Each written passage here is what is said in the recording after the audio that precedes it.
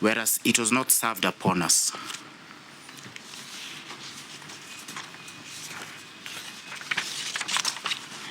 Equally, Chair, we have not been served with any transcriptions of these particular videos.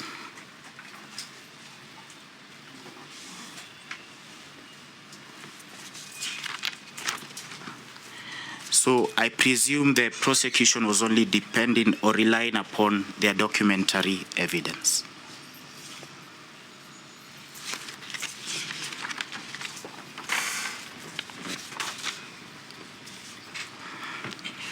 Chair, I look at this particular charge sheet. Honorable Gikaria is alleged to have breached the provisions of paragraph 6A. These particular provisions concern bribery and inducement.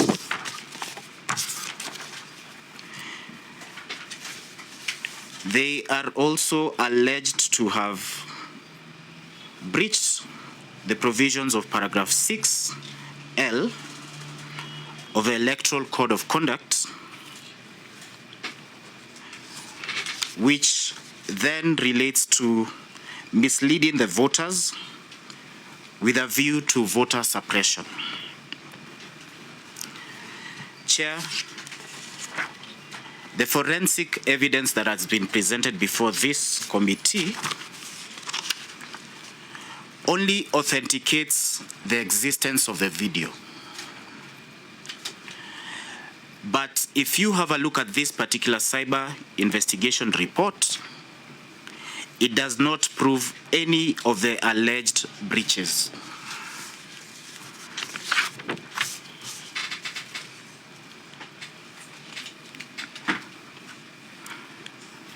Chair, with respect to the alleged breach of bribery,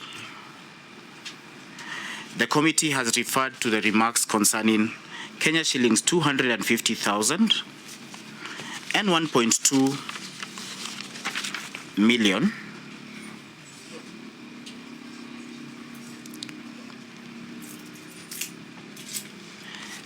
And it has relied upon its own interpretation of that particular speech rather than evidence establishing the elements of paragraph 6A and paragraph 6I.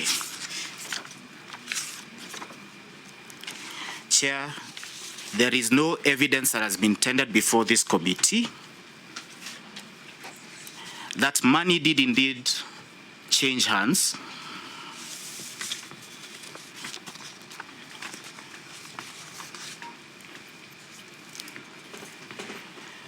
Chair, there is no evidence that has also been tendered before this committee that indeed that particular speech was an offer to the members of the public in exchange of them attending any political meeting.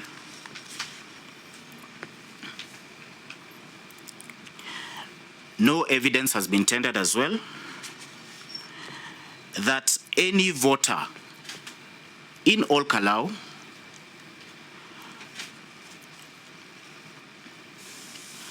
was promised any monetary compensation or award for voting a certain way.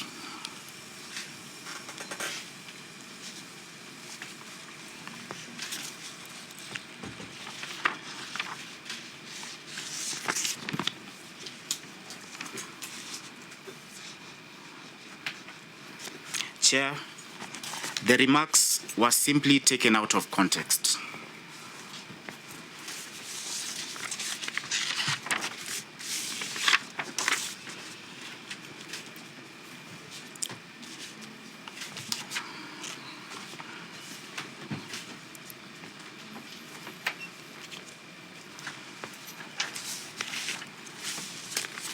Chair, if you look at this particular report, Is it the report?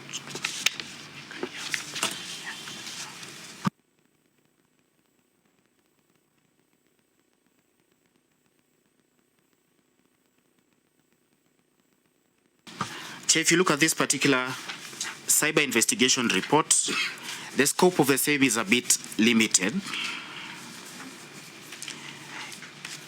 From this report, it confirms the existence of the YouTube upload. It also confirms that the broadcaster is Citizen Digital Channel.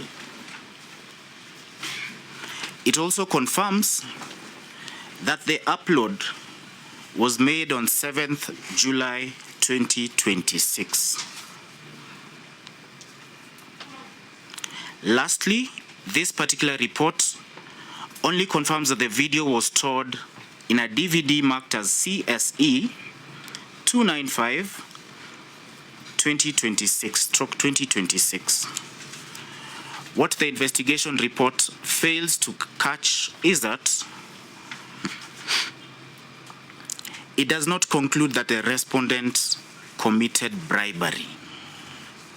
It equally does not conclude that the voters were induced in any way. It does not conclude that money changed hands.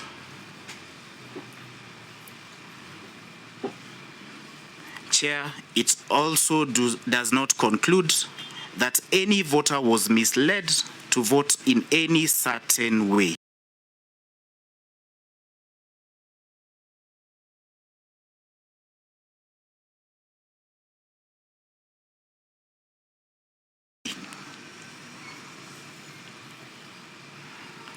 Such that if this particular committee is to make that determination as to the alleged breaches, it would not rely upon this particular report.